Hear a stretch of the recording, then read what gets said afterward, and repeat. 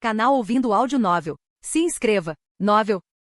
Brasas do Mar Profundo, parte 57. Capítulo 615, O Segredo Quebrado. Enquanto Duncan permanecia na escuridão envolvente, viu-se cativado pela visão da quilha estendendo-se infinitamente à sua frente. Seus instintos lhe disseram que esta quilha estava de alguma forma ligada a uma transação significativa que ocorreu no subespaço cerca de 100 anos antes. No entanto, por mais certo que Duncan se sentisse em reconhecer a origem das quilhas, permanecia uma sensação incômoda de incerteza. Era como se faltasse uma peça nesse quebra-cabeça. Ele acreditava que o navio tinha uma mensagem para ele. Mas essa quilha era a totalidade da mensagem ou apenas um pedaço? Para ter uma visão mais clara, Duncan ergueu a lanterna que segurava. Alimentado por um fogo espiritual místico, sua chama se intensificou, lançando um brilho radiante ao seu redor. A luz suave revelou mais detalhes dos padrões intrincados das quilhas e afastou a escuridão, revelando formas e formas ambíguas que pareciam sugerir mistérios ocultos. Emergindo da névoa espessa, a figura de Agatha gradualmente tornou-se discernível. Ao se aproximar de Duncan, ela fez uma pergunta instigante. Poderia esta longa espinha pertencer a Sazloka, o lendário deus-demônio dos antigos contos élficos? Ponderando suas palavras, Duncan respondeu com um leve aceno de cabeça. É uma forte possibilidade. Somente um ser de estatura divina poderia ter uma coluna vertebral tão imponente. Parecendo imersa em pensamentos, Agatha continuou. As cabeças de bode, estou falando de todas aquelas retratadas nos desaparecidos, aquelas neste reino de sonho surreal, aquelas consideradas sagradas pelos cultistas e potencialmente, outras cabeças de bode que ainda precisamos descobrir. Como você acha que eles se relacionam com Sazloka? Ela hesitou, organizando seus pensamentos antes de continuar. Uma das cabeças de cabra, em seu estado atordoado, insistiu que Sazloka já havia falecido há muito tempo e que não era ele. Mas agora, testemunhando as conexões que eles compartilham com o antigo sonho primordial dos elfos, e desenterrando esta espinha ou quilha na base do desaparecido. Você não se lembra de ter adquirido esta quilha durante seu tempo no subespaço? Agatha tinha a impressão de que Duncan, o homem diante dela, era o mesmo capitão dos desaparecidos de um século atrás. Ela presumiu que foi ele quem fez um acordo com a cabeça de cabra dentro dos limites do subespaço. Dadas as menções ocasionais de Duncan sobre a perda de pedaços de suas memórias durante sua busca para recuperar sua essência humana, ela supôs que talvez esta quilha fosse um fragmento daqueles tempos esquecidos. Tomando um momento para refletir, Duncan finalmente respondeu, sua voz suave e contemplativa. É plausível que cada uma das cabeças de cabra sejam fragmentos da essência de Sazloka. Agatha hesitou por um breve momento, montando o quebra-cabeça em sua mente. Então, quando a senhorita Lucretia mencionou a cabeça de cabra segurada pelos aniquiladores como fragmentos do deus antigo, ela não estava falando metaforicamente. Esses fragmentos são diversos, alguns guardando memórias ou laços com Sazloka ou mesmo com a lendária cidade de Atlântida. Enquanto isso, outros parecem ter perdido todas as capacidades cognitivas ou mesmo a sua própria essência. Duncan, aparentemente perdido em seus próprios pensamentos, manteve os olhos fixos na enorme coluna vertebral diante deles. Demorou algum tempo até que ele respondesse, sua voz misturada com uma mistura de intriga e ousadia. Aqui está uma teoria radical. Essas cabeças de cabra podem ser apenas uma das muitas representações desses fragmentos de Deus antigo. Esta coluna vertebral vasta e majestosa é inconfundivelmente outra. E quem pode dizer que não existem outras formas? Seja uma árvore, um indivíduo, uma mera rocha ou mesmo um corpo sem vida, qualquer um deles poderia ser potencialmente os restos da essência de Sazloka. Retomando o assunto, ele acrescentou, o folclore élfico frequentemente fala de Sazloka adotando inúmeras formas. Talvez seja por isso que um fragmento do deus pode ser compacto o suficiente para caber na mesa de um navegador na forma de uma cabeça de cabra, enquanto o outro, com esta coluna colossal, pode rivalizar com o tamanho do desaparecido inteiro. A implicação das palavras de Duncan causou um arrepio na espinha de Agatha. Até ela, que já teve o título de Guardiã do Gelo, achou a vastidão e o alcance do poder de Sazloka profundamente perturbadores. Dominada pela curiosidade, ela deixou escapar. Que tipo de força ou evento inimaginável poderia despedaçar uma divindade em estados tão fragmentados? Sua pergunta era mais uma reflexão em voz alta do que uma pergunta genuína para Duncan responder. No entanto, após um silêncio contemplativo, Duncan respondeu com a voz distante e reflexiva. Mas o segundo projeto falhou, levando o Rei dos Sonhos a ser destruído na segunda noite prolongada da criação do mundo. Fragmentos dele então vagaram, alguns roçando os limites da realidade. O reconhecimento brilhou no rosto de Agatha, sua sombra tremeluzindo momentaneamente sob o brilho da lâmpada. Ela imediatamente se lembrou da origem dessas palavras. Essa é uma passagem do livro da blasfêmia. Duncan reconheceu com um aceno sutil, de fato, é o mito da criação da narrativa dos aniquiladores, de uma época anterior à Era do Mar Profundo. O Rei dos Sonhos empregou seu imenso poder para criar o mundo, apenas para ser fragmentado durante as noites prolongadas. Com a nova compreensão, Agatha ofegou, Sazloka deve ser um dos reis perdidos. O lendário grande deus-demônio das crônicas élficas, ele poderia ser sinônimo do Rei dos Sonhos que aspirava a recriar o mundo durante aquela segunda e prolongada noite? Duncan começou com um tom pensativo. Eu ponderei sobre essa conexão por algum tempo, especialmente considerando os paralelos notáveis em seus poderes atribuídos. No entanto, as lendas élficas, por mais grandiosas e cativantes que sejam, muitas vezes careciam de evidências concretas. Além disso, Sasloka, sendo distintamente incorporado no folclore élfico, é frequentemente retratado em contos que parecem entrar em conflito com registros históricos e relatos de várias outras cidades-estado espalhadas pelos grandes oceanos. Ele elaborou. Também vale a pena notar que entre todas as raças conhecidas, os elfos se orgulham de ter a mais extensa compilação de mitos e narrativas históricas. No entanto, uma leitura completa de seus vastos arquivos não revela nenhuma menção ao esforço do Druid King para reconstruir o mundo durante a infame Segunda Longa Noite. Há também uma ausência de qualquer narrativa que indique que esse formidável deus-demônio foi fragmentado durante aquela longa noite, nem em registros oficiais, nem em contos mais obscuros e menos conhecidos. Essas disparidades anteriormente me impediram de traçar paralelos com confiança entre o reverenciado grande deus-demônio Sasloka de origem élfica e o Rei do Sonho, associado à Segunda Noite Estendida. No entanto, testemunhar estes vestígios tangíveis de uma divindade outrora poderosa mudou a minha perspectiva. Agatha pareceu momentaneamente paralisada, sua mente lutando com a gravidade das revelações de Duncan. Duncan, sentindo o peso do momento, aproximou-se lentamente da espinha do deus antigo. Segurando sua lanterna no alto, ele pisou delicadamente em um ponto convergente desta imensa relíquia. Agachando-se, ele passou os dedos pela superfície áspera e desgastada pelo tempo, um testemunho de eras passadas, mas mantendo uma vitalidade inegável. Foi essa mesma espinha dorsal que puxou os desaparecidos de volta ao mundo tangível do subespaço. A coluna vertebral foi seu pilar fundamental, mantendo a existência corpórea da nave por um século inteiro. De repente, Duncan congelou. Uma questão essencial que permanecerá na periferia de suas considerações, agora invadia sua mente. Tendo examinado de perto a quilha formada a partir da espinha deste deus primordial, e compreendendo a magnitude da infraestrutura que estava sob um navio tão colossal, surgiu uma questão urgente: de que material foi construída a quilha original do desaparecido? Levantando-se rapidamente, Duncan lançou seu olhar através da vasta extensão de obsidiana. A estrutura esquelética do navio, ancorada pela quilha e flanqueada por costelas robustas, estava envolta num incessante véu de névoa. Forçando os olhos, ele mal conseguia distinguir os componentes fragmentados do casco e os restos das vigas de suporte superiores do navio. Embora o edifício construído sobre a espinha dorsal desta antiga divindade fosse sem dúvida monumental e evocasse profunda reverência, era apenas um fragmento do desaparecido original. A nave principal, a Vanishad em seu estado original, foi engolfada pelo traiçoeiro subespaço. Quando as entidades com cabeças de cabra o encontraram pela primeira vez, o navio era apenas uma miragem fugaz, sustentada apenas pelo espírito indomável e vontade implacável de Duncan Abnomar. O Duncan desaparecido agora era como a fênix renascida de suas cinzas. Foi-lhe dada uma segunda vida, a sua quilha fundacional original agora substituída pela espinha dorsal de uma divindade dos tempos antigos, permitindo a sua emergência quase milagrosa do abismo do subespaço. No entanto, uma questão persistia: qual era a natureza da quilha original? Embora Duncan não afirmasse ser especialista em construção marítima, a sua miríade de experiências neste mundo proporcionou-lhe uma compreensão decente da anatomia dos navios. Ele estava ciente das normas de construção naval de um século antes, como os navios de guerra com velas eram meticulosamente montados. A quilha, a espinha dorsal do navio, era tradicionalmente trabalhada a partir de um tronco de madeira único, resistente e longo, escolhido a dedo por sua resiliência. As características desta madeira não só definiram a integridade estrutural geral da embarcação, mas também o seu tamanho potencial. No entanto, o Vanishad desafiou essas especificações convencionais. Não era apenas maior, era vasto sem precedentes. Nos anais da história marítima deste mundo, o desaparecido era incomparável em escala. Nenhum outro navio à vela, antes ou depois dele, poderia rivalizar com sua magnífica estatura. E a partir do exame que Duncan fez do ventre do navio, ficou evidente que o desenho da quilha do Vanishad divergia da norma. Em vez do desenho habitual de junta ou rebite, a sua quilha parecia ser uma entidade contínua. Pensando mais profundamente, Duncan pensou na própria essência da construção naval. A quilha era o núcleo do navio, com todos os outros elementos estruturais inspirados em seu design. O fato de a atual espinha dos deuses antigos ter tomado perfeitamente o lugar da quilha original sugeria que o desaparecido, apesar de ser uma relíquia de seu tempo, foi inicialmente projetado com uma quilha singular e ininterrupta. No entanto, nenhuma árvore conhecida de qualquer terra conhecida poderia ostentar proporções tão gigantescas. Mesmo que hipoteticamente existisse uma árvore tão colossal, a madeira tem as suas limitações físicas. Dado o tamanho do Vanishad, o peso e a tensão que ele exerceria excederiam em muito a capacidade natural de carga de qualquer quilha de madeira. Seria possível que a quilha original não fosse feita de mera madeira, mas de algo muito mais extraordinário? Ao longo das décadas, as histórias dos desaparecidos ficaram envoltas em mistério, quase alcançando um status mítico no mundo marítimo. À medida que o legado do navio crescia, as discussões sobre ele, especialmente sua origem na cidade-estado de Plant, tornaram-se um tabu. The Vanishad era como uma história de fantasmas sussurrada em voz baixa.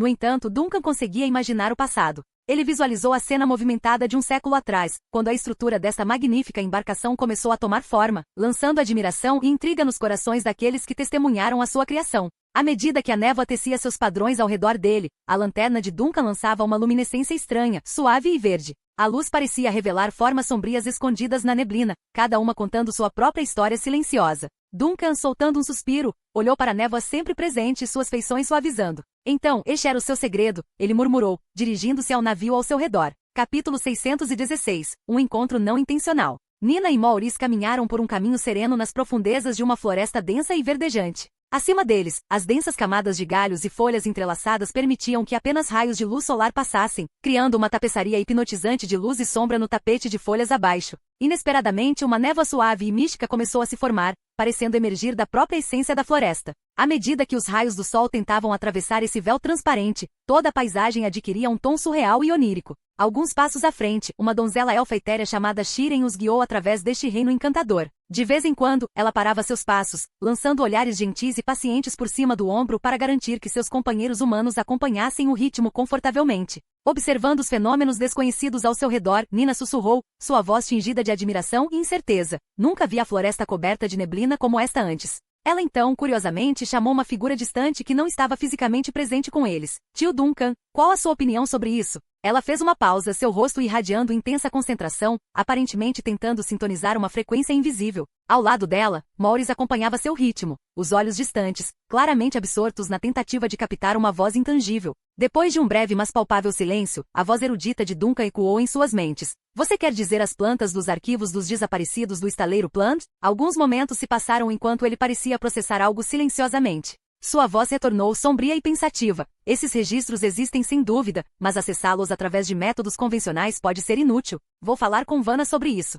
Talvez alguns de nossos contatos na cidade-estado ou mesmo na igreja possam ajudar. À medida que a voz dele diminuía, deixando para trás um silêncio contemplativo, Nina, com um brilho de curiosidade nos olhos, fez uma pergunta a Maurice. Por que o repentino interesse pelos registros dos desaparecidos? Para que o tio Duncan poderia precisar deles? Perdido em pensamentos, Maurice respondeu. Talvez o capitão tenha descoberto alguns segredos no mundo dos sonhos dentro dos desaparecidos. Mas até que ele divulgue mais, não devemos bisbilhotar. Seu comportamento revelou um profundo respeito e cautela que ele desenvolveu pelo capitão durante seu tempo no Vanished. O olhar de Maurice então mudou para a névoa cada vez mais intensa que invadia o núcleo da floresta. Uma ruga se formou em sua testa quando ele comentou com evidente desconforto. Esta névoa está ficando mais espessa e há uma aura perturbadora sobre ela. Nina, sempre a solucionadora de problemas, brilhou com inspiração repentina. Que tal usarmos a luz do sol para dissipá-la? Mas antes que ela pudesse agir, Maurice, sentindo as potenciais repercussões neste reino onírico, rapidamente sinalizou para ela se conter. Espere. A introdução de uma força tão intensa pode desestabilizar este mundo. Apanhados na discussão, eles quase não perceberam Shiren, que havia parado, aguardando o próximo movimento.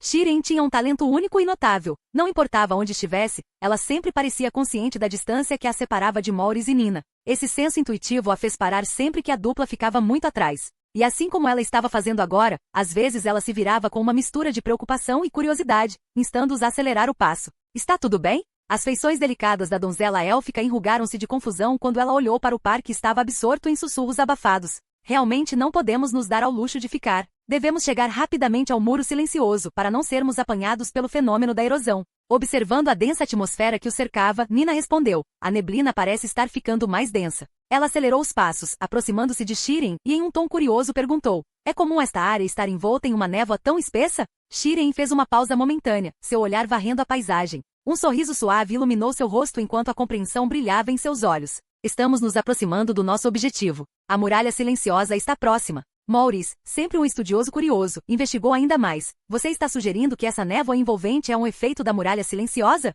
Ou será esta névoa em essência parte do próprio muro? Com o rosto brilhando com uma admiração quase infantil, Shiren parou um momento para admirar verdadeiramente a extensão nebulosa ao redor deles. É realmente de tirar o fôlego, não é? Ela evitou a investigação de Maurice, optando por compartilhar sua perspectiva. A partir daqui, a sua vastidão pode parecer esmagadora, mas no topo da Atlântida, dos seus ramos imponentes e dos céus acima, pode-se testemunhar toda a magnificência desta barreira. Ela continuou com a voz cheia de admiração. Ela permanece de sentinela, protegendo nosso reino da decadência externa e da intrusão. Ainda não alcançamos seu coração. Em algum lugar dentro deste abismo nebuloso encontra-se uma fronteira radiante, a própria essência da muralha silenciosa. Estavam no limite, só mais alguns momentos e estaremos lá. Enquanto Shiren falava, uma vitalidade surgiu dentro dela, contrastando fortemente com seu comportamento anteriormente sereno. Suas palavras pintaram imagens vívidas e sua excitação era palpável. Rapidamente, ela se virou e se aventurou mais profundamente na névoa, fazendo sinal para que Nina e Maurice a seguissem, sua voz ecoando com urgência. Venham rápido, a segurança está logo à frente. Para Nina foi uma visão incomum ver Shiren tão animada. Ela ficou momentaneamente paralisada, mas a percepção de que a silhueta de Shiren estava desaparecendo rapidamente na densa névoa a trouxe de volta ao presente. Ela junto com Maurice aceleraram seus passos, mas um sentimento perturbador a atormentava. Eles podem chegar tarde demais. Em todos os encontros anteriores com Shiren, Nina e Maurice se acostumaram com seu comportamento paciente. Quer fosse com eles ou com outras pessoas como Shirley e Miss Lucretia, Shiren invariavelmente fazia uma pausa para se reagrupar sempre que alguém ficava para trás. No entanto, este caso foi um forte contraste. O passo de Shiren era inflexível e firme. Seu passo acelerou com tanta intenção, lembrando um viajante perdido que após uma busca prolongada, finalmente avista sua terra natal no horizonte. Ou como uma gota solitária, impulsionada por um desejo inato, retornando rapidamente para se fundir com o vasto oceano. Em instantes, a silhueta etérea e élfica de Shiren se dissolveu no denso e branco manto de neblina sem sequer olhar para trás. A rapidez de seu desaparecimento deixou Nina e Maurice momentaneamente imobilizados no meio da enigmática floresta envolta em névoa. Seguiu-se um silêncio pesado, pontuado apenas por seus olhares hesitantes e questionadores.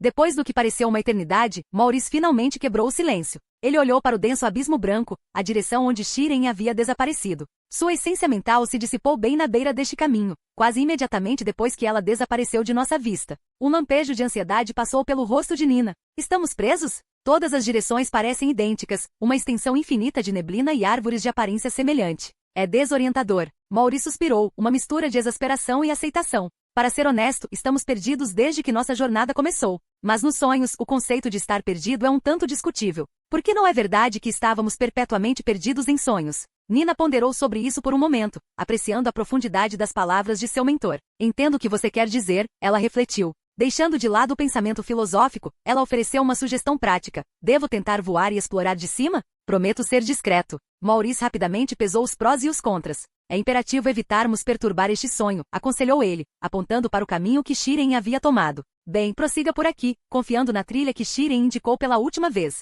Com um aceno de concordância, eles começaram a navegar pela floresta carregada de neblina. O destino deles era nebuloso e o caminho incerto. No entanto, Nina manteve um raio de esperança nas palavras de despedida de Shiren. Eles estavam à beira de alcançar a muralha silenciosa. Além deste véu de névoa aguardava um refúgio meticulosamente esculpido pela Atlântida para seus parentes élficos há muito tempo. Estava tentadoramente perto. À medida que avançavam mais profundamente, o ambiente ao seu redor mudou. A delicada dança anterior da luz do sol através das árvores havia diminuído, lançando silhuetas tênues e misteriosas na neblina. O solo da floresta, pontuado por trilhas intermitentes deixadas pela vida selvagem ao longo dos anos, oferecia um terreno traiçoeiro. Esses caminhos eram esporádicos, muitas vezes obrigando-os a atravessar terrenos repletos de escombros, tornando seu progresso lento e árduo. Quanto mais Nina se aventurava, mais árdua parecia se tornar sua jornada. Parecia que a própria floresta resistia à sua progressão. A vegetação tornou-se mais densa, mais emaranhada, como se cada trepadeira e espinheiro procurasse conscientemente parar os seus passos. A atmosfera ficou cada vez mais assustadora, lançando dúvidas sobre a ideia de um santuário seguro à frente.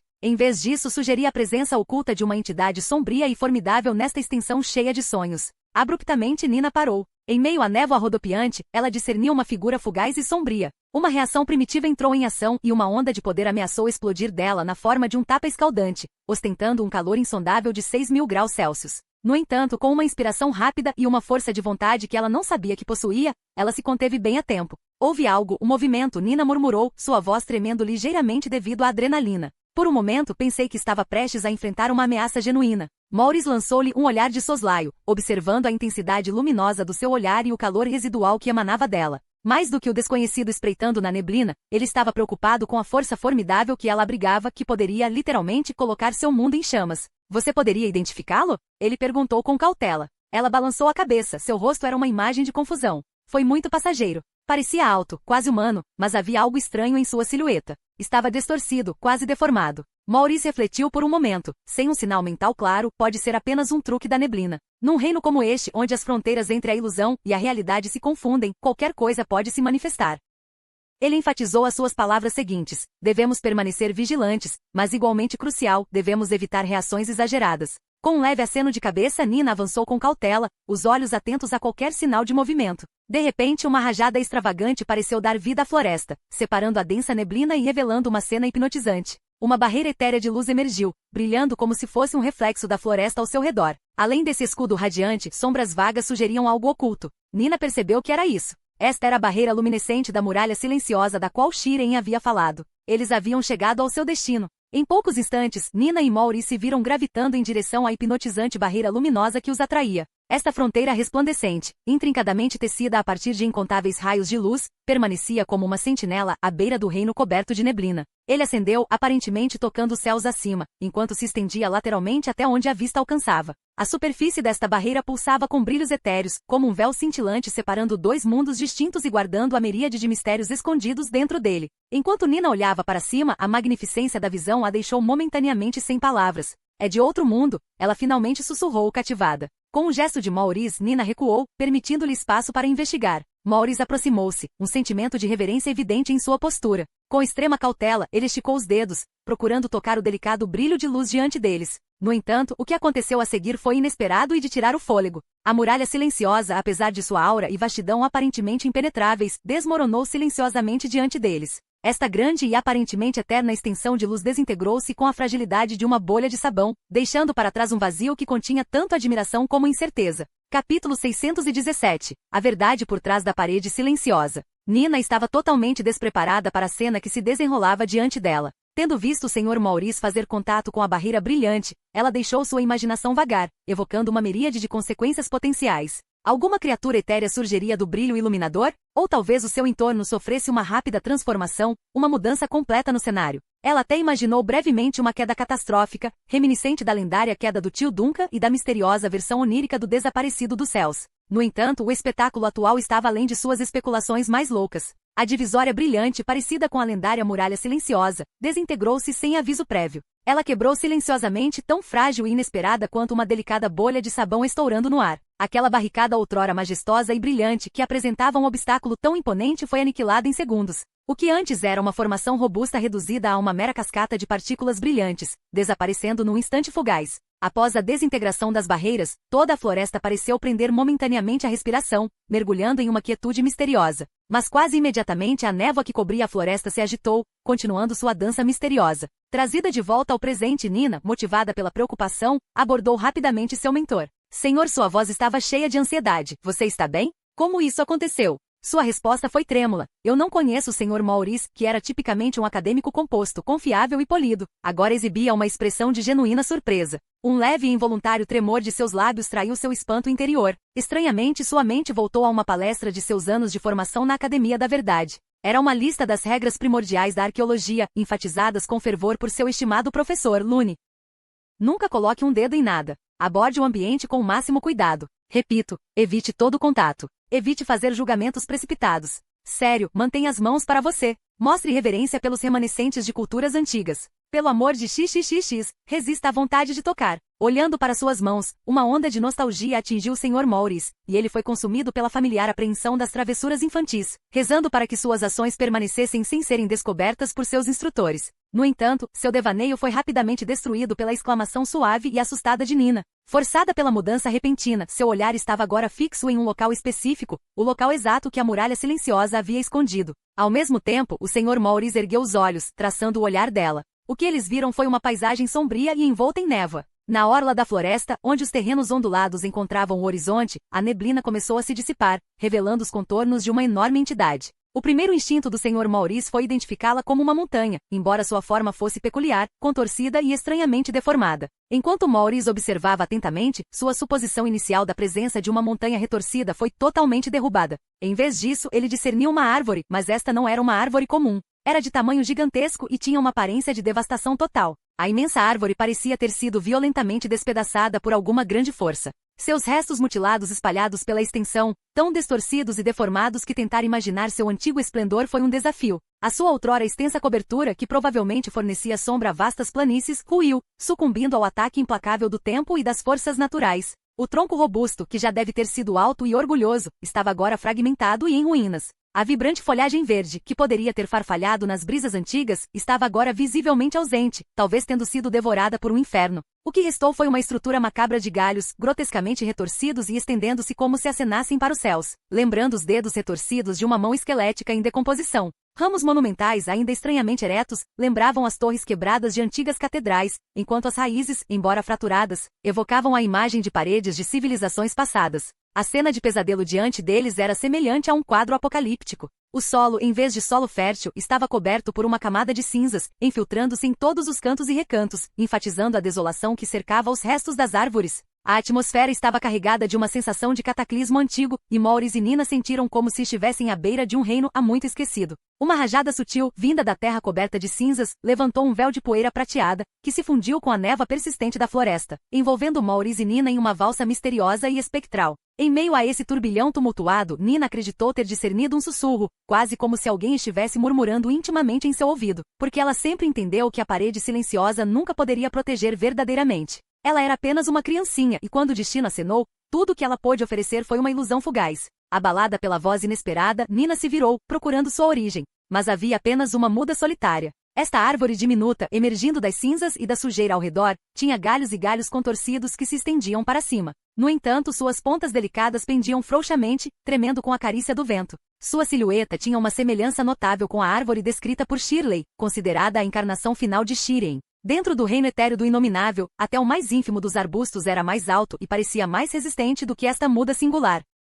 Com uma mistura de ansiedade e intriga, Nina se aproximou cautelosamente da jovem árvore. Após um breve momento de contemplação, ela tocou suavemente sua superfície áspera e com um tom suave e curioso, disse, Shiren. Nenhuma resposta emanou da muda, apenas o sutil farfalhar de seus galhos ao vento suave era audível. O sussurro misterioso parecia ter sido fruto de sua imaginação, já que Nina só conseguia sentir a textura granulada da casca das árvores sob seus dedos. Mesmo assim, ela não resistiu a ser transportada às lembranças de sua jornada de aventuras, liderada por uma garota exuberante. Ela imaginou a garota navegando pela floresta densa, penetrando o escudo radiante da muralha silenciosa e chegando à borda deste domínio cinzento. Eventualmente a garota se metamorfoseou nesta árvore, permanecendo como sentinela sobre os restos de uma civilização outrora magnífica. Nina, venha ver isso, a voz de Maurice interrompeu seu devaneio. O som da voz de Maurice rompeu a introspecção de Nina, ecoando nas proximidades. Tirada de seu estado contemplativo, Nina rapidamente se moveu para onde Maurice estava. Ao se aproximar, seu olhar seguiu a trajetória do braço estendido dele. O que seus olhos encontraram foi nada menos que surpreendente. Uma sucessão de mudas jovens, aparentemente brotando das próprias cinzas da imensa árvore caída, estendia-se em direção à orla da floresta. Essas mudas pareciam formar uma barreira, talvez sentinela sobre os restos da grande árvore. Ou, alternativamente, estes guardiões poderiam estar salvaguardando a entrada para uma floresta vibrante que só se poderia encontrar nos sonhos mais vívidos. Na verdade, a circunferência dos remanescentes de árvores outrora grandiosas era cercada por uma infinidade dessas mudas. O sopro suave de uma brisa fazia as árvores esbeltas oscilarem em uma dança coreografada. Esse movimento produziu uma sinfonia delicada e silenciosa que confundiu as linhas entre o balançar das folhas e as melodias suaves do vento. Nina, pasma, contemplou esse espetáculo. Depois do que pareceram horas, ela sussurrou, quase para si mesma. Todos esses, cada um é Shiren. Maurice, por um tempo, optou por permanecer em silêncio. O acadêmico experiente parecia profundamente absorto, seus olhos examinando as mudas que encapsulavam os vestígios do que talvez fosse uma civilização perdida. Então, com um solavanco, como se tivesse sido atingido por um raio de percepção, ele se dirigiu para um local elevado próximo. Desse ponto de vista, ele examinou meticulosamente a trilha, seu olhar se estendendo para a extensa floresta ao longe. Véus de névoa saíam da floresta, entrelaçando-se com as partículas cinzentas que pairavam no ar, criando uma cortina opaca no horizonte. Retornando da elevação, o rosto de Maurice foi marcado por profunda contemplação ao se aproximar de Nina. Observando sua expressão profunda, Nina não pôde deixar de perguntar, Senhor Maurice, o que você percebeu? Com uma voz carregada de gravidade, ele respondeu, estou formando uma teoria ousada que Shiren pode na verdade ser a muralha silenciosa. Uma expressão de confusão cruzou o rosto de Nina. Maurice continuou, acredita-se que a lendária Atlântida tenha manifestado a muralha silenciosa com o único propósito de proteger os elfos. No entanto, esta tarefa, por mais monumental que fosse, parecia condenada desde o início. No entanto, ao que tudo indica, parece que Atlântida, a arquiteta, estava ciente desse destino inevitável. Independentemente disso, o muro silencioso, na sua devoção, esforçou-se incessantemente por cumprir esta diretiva. Ele fez uma pausa, organizando seus pensamentos e depois acrescentou. Meu exame minucioso da fronteira da floresta me levou a discernir que essas mudas sem nome delineiam a fronteira que separa a floresta das ruínas. A disposição deles não é aleatória, há um padrão metódico que sugere um design deliberado. Mas Nina vacilou procurando as palavras certas. Não somos elfos, somos...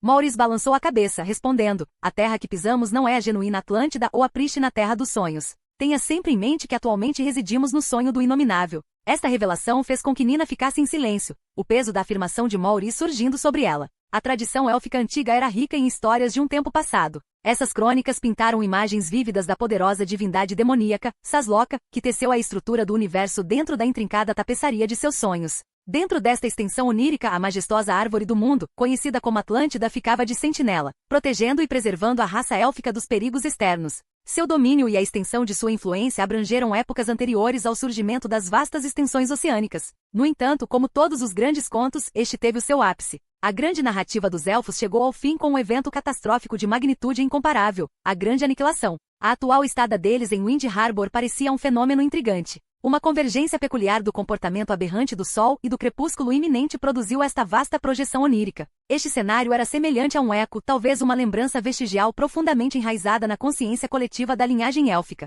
Nesta memória reverberante, tanto a Atlântida quanto a Muralha Silenciosa, fiéis aos seus antigos mandatos, perceberam cada alma entrando na floresta verdejante com intenções puras como um elfo. A razão estava fundamentada na verdade histórica. Ambos os antigos guardiões encontraram seu fim há incontáveis éons atrás, uma época em que o mundo não conhecia outros seres sencientes além dos elfos. Com uma mistura de admiração e curiosidade, Nina fez uma pergunta urgente. Qual é o nosso próximo passo? Maurice por um momento ficou perdido em contemplação. Em vez de responder verbalmente, ele iniciou um diálogo telepático e silencioso com o capitão do navio. Transmitindo a miríade de mistérios e descobertas que encontraram nesta floresta encantada, ele buscou orientação e discernimento. Duncan estava completamente perplexo. Neste exato momento, ele estava ao lado de Agatha, nas profundezas do sonho, perto da base dos desaparecidos. Eles estavam examinando atentamente a enorme estrutura espinhal que pertenceu a um deus antigo. Seu objetivo principal era desenterrar quaisquer pistas ou conhecimentos relativos ao grande deus demônio Sasloka ou talvez desvendar enigmas ocultos sobre a nave em que estavam a bordo. Estava além das especulações mais loucas de Duncan que durante seu breve momento de distração, Maurice e Nina tropeçariam em tais descobertas monumentais. Eles não apenas conseguiram atravessar a Muralha Silenciosa, mas também mergulharam em seus mistérios ocultos e até contemplaram os vestígios da Atlântida. Duncan sentiu-se como se estivesse preso num vórtice surreal de espanto e descrença. Enquanto a bruxa do mar e seus companheiros iletrados ainda navegavam pelas complexidades da floresta, e o atleta solitário enfrentava árduas provações no deserto, foram o estudioso Maurice e sua aluna Nina que corajosamente viajaram até o epicentro do mapa, quase descobrindo o túmulo de uma divindade da antiguidade. A situação evocava uma analogia na mente de Duncan, como se ele tivesse despachado uma dupla de batedores no início de uma missão, apenas para descobrir algumas fases depois que o monstro, Cthulhu, estava derrotado logo na entrada do acampamento. Afastando a névoa de seus pensamentos, Duncan escolheu se concentrar. Ele tinha plena consciência de que Maurice aguardava sua orientação.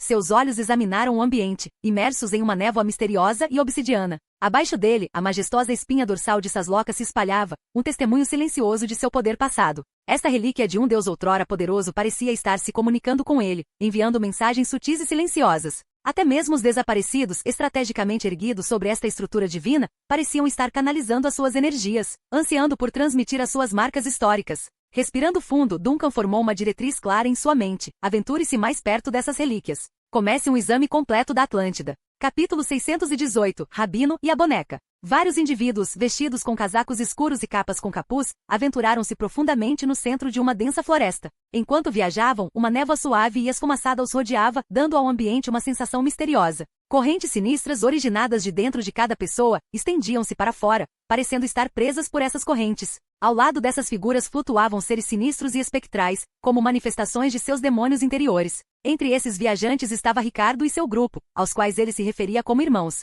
Eles já navegavam por essa floresta onírica há algum tempo, guiados por informações fornecidas por criaturas conhecidas como Corvos da Morte. O destino deles era um lugar misterioso conhecido como Muralha Silenciosa. A jornada deles, no entanto, de repente parou. O ambiente da floresta pareceu se transformar. Uma névoa fina, até então despercebida, começou a emergir, serpenteando pelos espaços entre as árvores. À medida que a névoa se tornava mais espessa, a floresta, que antes estava repleta de sons naturais, tornou-se assustadoramente silenciosa. Domon, um dos viajantes, lembrou que quando eles entraram pela primeira vez neste reino de sonho chamado Sonho do Inominável, a floresta estava viva com vários ruídos. Os sons de pássaros desconhecidos levantando voo e os rugidos distantes de criaturas invisíveis encheram o ar. Eles podem não ter visto esses habitantes misteriosos, mas sua presença audível era constante. No entanto, agora, os sons vibrantes da floresta haviam desaparecido. Restavam apenas o suave farfalhar das folhas e os suaves murmúrios do vento, tornando o silêncio ainda mais pronunciado. Mudanças no sonho do inominável eram um sinal de perigo potencial. Um dos membros do grupo, conhecido como discípulo da aniquilação, sussurrou preocupado. Este discípulo estava acompanhado por uma entidade fantasmagórica semelhante a uma água viva, que parecia partículas flutuantes de poeira. Os tentáculos desta criatura vibravam no ar, sinalizando angústia. Meu demônio sente uma sensação de pavor e preocupação. É como se a própria floresta estivesse emitindo essas emoções. Domon respondeu com um tom sério. O sonho do inominável está vivo à sua maneira. É como uma enorme mente viva. Se seu humor mudou repentinamente, isso pode significar que alguém ou algo perturbou seus pensamentos mais íntimos. Talvez alguém tenha descoberto a muralha silenciosa? Um colega discípulo que estava ligado à água viva fantasmagórica perguntou. Poderia ser um dos nossos camaradas? Não posso confirmar isso, respondeu Dumont. Perdemos contato com outros membros enviados a este mundo de sonho pelo nosso conselho. Ele então direcionou sua atenção para Richard, que parecia distraído. Richard, o que você está fazendo? Assustado, Richard percebeu que ele estava coçando a pele perto do pescoço e da cintura sem pensar. Ao inspecionar sua mão, ele encontrou pequenos fios brancos incrustados sob as unhas. Esses tópicos pareciam algodão, ele murmurou. Domon olhou para ele com curiosidade. Cotton? O que você quer dizer com isso? Você parece distraído. Balançando a cabeça, Richard respondeu. Estou bem. Só um pouco de coceira. Essa névoa está me deixando desconfortável. Domon assentiu pensativamente, sem demonstrar sinais de suspeita. Dirigindo-se ao grupo, ele anunciou. Provavelmente estamos agora na periferia da muralha silenciosa. Com base no que esses enviados nos disseram, entramos na zona de vigilância da Atlântida. Exorto cada um de vocês a estar em alerta máximo. Se você notar alguma anomalia, algo que não era evidente na floresta antes, informe a todos imediatamente. Enquanto Richard absorvia as palavras de Dumont, um profundo sentimento de desconforto cresceu dentro dele. Era evidente que Dumont havia assumido naturalmente o manto de guia e comandante do grupo. Sua confiança inabalável, beirando a arrogância, sempre irritou Richard. Richard acreditava que ele era mais adequado para esse papel de liderança, não Dumont. Por que isso parece tão errado? Uma voz suave, quase sedutora, ecoou na mente de Richard. Rabino acredita que você está sendo esquecido. É de partir o coração, não é? É, Richard murmurou, autossuficiente para que só ele pudesse discernir. Mas o santo escolheu Dumont por uma razão. Ele tem seus pontos fortes. Não é principalmente por causa dos olhares indiscretos de muitos que complicam as coisas? A voz continuou com um tom suave e confiante. Se não houvesse ninguém para julgar ou comparar, você brilharia ainda mais. A testa de Richard franziu-se em pensamento, sentindo que algo não estava certo. Ele sussurrou, o que devo fazer? Seja paciente, meu precioso. O rabino está apenas plantando sementes de pensamento. Mas lembre-se, talvez chegará um momento em que alguém se sentirá sozinho. Apertando as têmporas, as emoções de Richard giraram. Mas agindo de acordo com isso, eles são como uma família. Sim, eles são seus parentes, meu tesouro. Você não deveria prejudicá-los. Na verdade, o rabino deseja ver a unidade entre todos vocês, então você deve ajudá-los. Ajudar? De que maneira? Você não sabe dizer? Seus parentes são vazios, sem o toque reconfortante do algodão. Quão verdadeiramente triste. O algodão proporciona calor, incorpora uma alma, preenche o vazio. Você, querido, foi tocado pelo algodão. Compartilhe seu calor com eles. O rabino garantirá que você nunca fique sem algodão, desde que você retribua o gesto. À medida que a voz gentil e persuasiva na mente de Richard desaparecia gradualmente, uma sensação de desorientação tomou conta dele. Emergindo de seu torpor, Richard tentou recordar a conversa misteriosa que ocorreu em sua psique. No entanto, parecia cada vez mais distante, deixando-o questionando a sua realidade. Erguendo os olhos, Richard observou Dumont liderando o grupo, aparentemente absorto em sua missão. O grupo parecia tão vulnerável, tão incompleto, desprovido da essência do algodão. Absorvido na tarefa que tem em mãos e inconsciente das lutas internas de Richard, Dumont disse, vamos estabelecer nossos marcadores aqui mesmo. Ele começou a distribuir funções de acordo com a estratégia predefinida, acrescentando, deste ponto de vista, podemos entrar no coração da Atlântida. É o nosso portal perfeito. Os discípulos ao redor deles assentiram em uníssono e depois pegaram suas ferramentas rituais. Cada um deles tirou facas peculiares de sua posse. Essas facas tinham lâminas retorcidas e carbonizadas que pareciam ter absorvido a escuridão ao seu redor, fazendo-as parecer ainda mais enigmáticas. Observando isso acontecer, Richard, sentindo uma súbita onda de expectativa, mergulhou nas profundezas de suas vestes e extraiu sua própria ferramenta ritualística, uma faca feita de osso. A faca de osso, embora compacta e cabendo perfeitamente na palma da mão, era uma obra de arte à sua maneira sombria. O osso com o qual foi feito era profundo e escuro, esculpido com desenhos intrincados e assustadores que pareciam pulsar com uma energia ameaçadora. Memórias fluíram para Richard sobre a origem desta faca. Ela foi forjada a partir dos restos mortais de demônios que morreram durante cerimônias de invocação fracassadas. Rituais que visavam fundir humanos e demônios nem sempre eram frutíferos. Quando eles falharam, os infelizes, tanto os discípulos humanos quanto os demônios que eles tentaram amarrar, encontraram destinos sombrios. Os discípulos muitas vezes pagavam o preço com seu sangue vital, enquanto os restos mortais dos demônios caídos eram reaproveitados e seus ossos transformados nessas ferramentas especializadas. Embora esse histórico fosse um conhecimento fundamental para aqueles que ascendiam nas fileiras sacerdotais dos discípulos da aniquilação, lembrá-lo agora fez Richard sentir como se o estivesse ouvindo pela primeira vez. Essa estranha sensação de estranheza atrapalhou brevemente seus pensamentos. Deixando de lado a distração fugaz, Richard voltou sua atenção para Dumont e propôs: dado nosso tempo limitado nesta paisagem onírica, talvez fosse prudente colocar tantos marcadores quanto pudermos. Talvez se dividirmos as nossas forças e trabalharmos em conjunto, possamos cobrir mais terreno rapidamente. Dumont pareceu pesar cuidadosamente as palavras de Richard antes de responder, mas dividir significa vulnerabilidade. Ele então fez uma pausa, olhando atentamente para Richard, e acrescentou: você, entre todas as pessoas, deveria saber disso, dados os contratempos do passado. Nossos irmãos, quando isolados, eram alvos fáceis para seus partidários. Era evidente que Dumont estava tentando oferecer conselhos sinceros.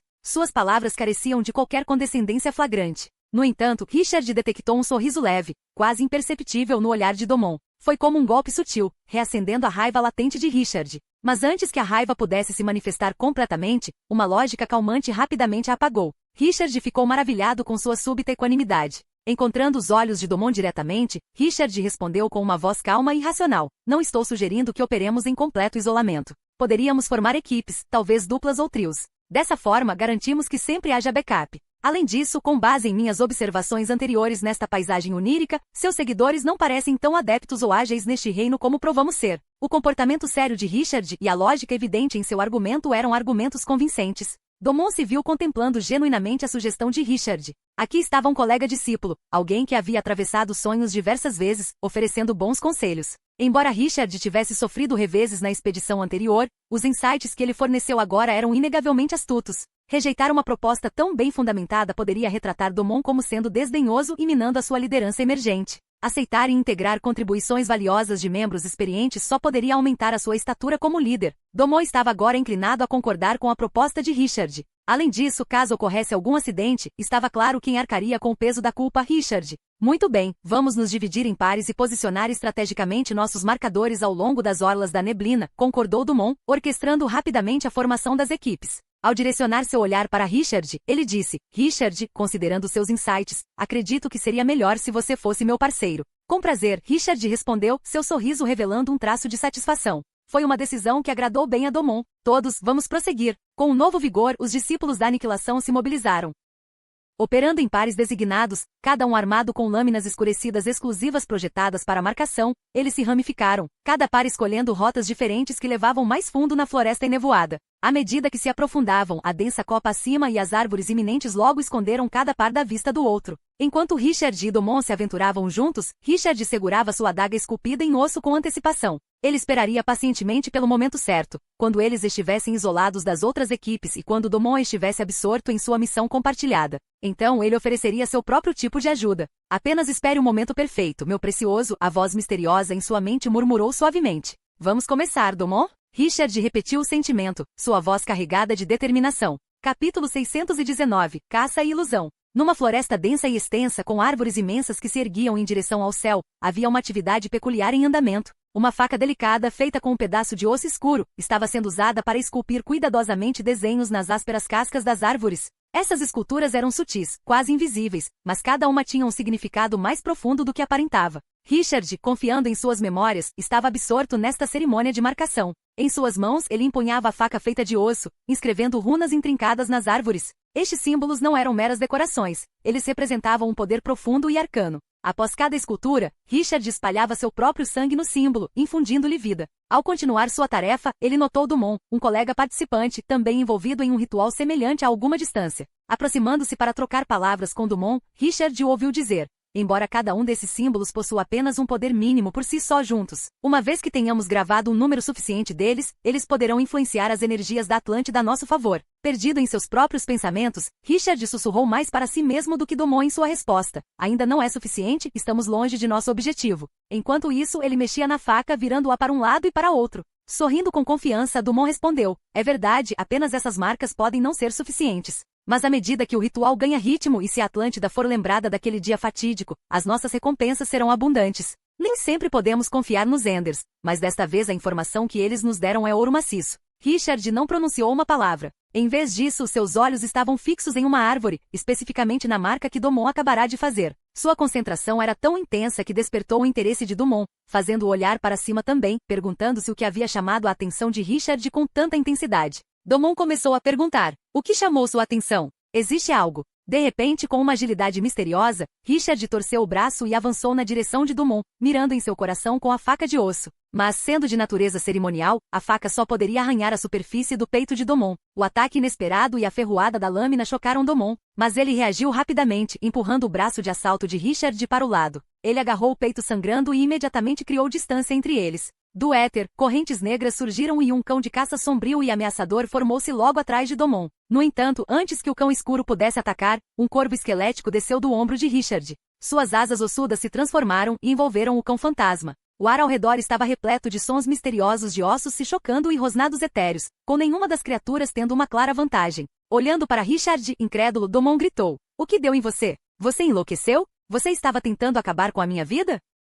Não tenho nenhum desejo de machucar você, declarou Richard, balançando a cabeça com firmeza. Seu olhar mudou para o ameaçador cão escuro, que naquele momento foi contido pelo igualmente formidável corvo da morte. Por um breve segundo, o rosto de Richard se contorceu com uma mistura de repulsa e confusão, uma emoção difícil de identificar. No entanto, sua preocupação sincera por Dumont transpareceu quando ele disse com urgência: tudo o que quero fazer é ajudá-lo. Para me ajudar. O rosto de Dumont era uma tela de choque e descrença. Ele ficou boquiaberto com Richard, como se estivesse tentando entender as divagações de um lunático. No entanto, bem no fundo dele, uma tempestade de perplexidade se formou. A faca cerimonial não foi projetada para ser letal. O ataque inesperado de Richard resultou em nada mais do que um arranhão superficial. E naquela fração de segundo, Dumont ficou lutando para descobrir como processar a situação. Uma coisa ficou evidente: Richard não estava se comportando normalmente. Richard, porém, olhou seriamente nos olhos de Dumont e afirmou: exatamente para ajudar. Há um vazio em você, uma espécie de vazio. Pretendo enchê-lo com algodão. É para o seu bem-estar. Algodão? Dumont repetiu, sua voz cheia de incredulidade. Você está delirando? No entanto, seu questionamento interno foi interrompido abruptamente. Uma coceira incômoda brotou do local exato onde ele havia sido ferido. O que começou como uma sensação sutil de formigamento rapidamente aumentou, e parecia que algo estranho estava se contorcendo sob sua pele. Quase involuntariamente, os dedos de Dumont coçaram de irritação. Sua cautela em relação a Richard o abandonou momentaneamente enquanto ele inspecionava seu ferimento. Não houve mais sangramento. Em meio às manchas vermelhas em seu traje, materializaram-se tufos brancos e fofos que lembravam algodão. Era como se eles estivessem se transformando magicamente com seu próprio sangue. Com uma mistura de curiosidade e receio, Dumont olhou mais de perto para encontrar o pequeno ferimento selando-se com fios de algodão aparentemente cavando seu caminho em sua carne. Enquanto isso, o intenso conflito entre o corvo da morte e o cão negro havia diminuído. Esses demônios brutais eram desprovidos de emoções complexas como ódio ou ressentimento. Suas ações eram governadas exclusivamente pelos sentimentos e pensamentos daqueles a quem serviam. E quando as asas esqueléticas se dobraram, ambas as criaturas recuaram, ficando ao lado de seus respectivos mestres. Erguendo o olhar para encontrar Richards, o rosto de Dumont transmitiu uma mistura de emoções. A camaradagem deles estava em terreno instável ultimamente. Suas diferenças muitas vezes levaram a confrontos menores, mas eles nunca nutriram animosidades profundas. Foi precisamente por isso que quando decidiram se separar, Dumont escolheu ficar com Richard para vigiá-lo de perto, protegendo-se contra qualquer tática dissimulada. No entanto, as ações recentes de Richard o pegaram completamente de surpresa. Finalmente, quebrando o pesado silêncio, Dumont comentou num tom um tanto hesitante: você realmente é uma alma inesperadamente boa, não é? Com uma risada reconfortante, Richard dissipou a tensão que vinha crescendo entre os dois homens. Esse ato singular de alegria funcionou como um bálsamo, suavizando qualquer atrito residual. O vínculo que partilhavam, não apenas como aliados, mas como irmãos no campo de batalha, passou por um processo de rejuvenescimento, emergindo mais forte do que antes. Não podemos nos concentrar apenas em nós mesmos, expressou Richard com seriedade, seus olhos refletindo a profundidade de sua preocupação. Há um vazio generalizado contra o qual todos estão lutando. Precisamos proporcionar a todos o conforto do algodão. Dumont absorveu as palavras de Richard, a compreensão de sua própria transformação ainda fresca em sua mente. Ele respondeu com a voz tingida de incerteza: sim, todo mundo deveria ter esse algodão. Ele hesitou por um breve momento antes de continuar. O grupo de Shalir pode ser um bom lugar para começar. Shalir sempre foi genuíno e diligente. Richard, contemplando as palavras de Dumont, concordou com a cabeça. Você tem razão, mas devemos agir com cautela. Aqueles que não estão familiarizados com a magia do algodão podem agir de forma imprevisível, possivelmente por medo ou confusão. Precisamos facilitá-los no conceito, estando atentos às suas possíveis reações. Domon, lembrando-se do conselho de outro aliado, entrou na conversa. O rabino também enfatizou a necessidade de planejamento. Podemos debater nossa abordagem à medida que avançamos, propôs Richard, olhando para a distância enevoada. Então nosso caminho estará livre, concordou Domon, com um sorriso dançando em seus lábios. Quase instintivamente, os dois homens declararam em unidade harmoniosa: vamos partir. A atenção deles foi atraída pela visão etérea diante deles, um caminho na floresta banhado por uma névoa espessa e prateada que os chamava para frente.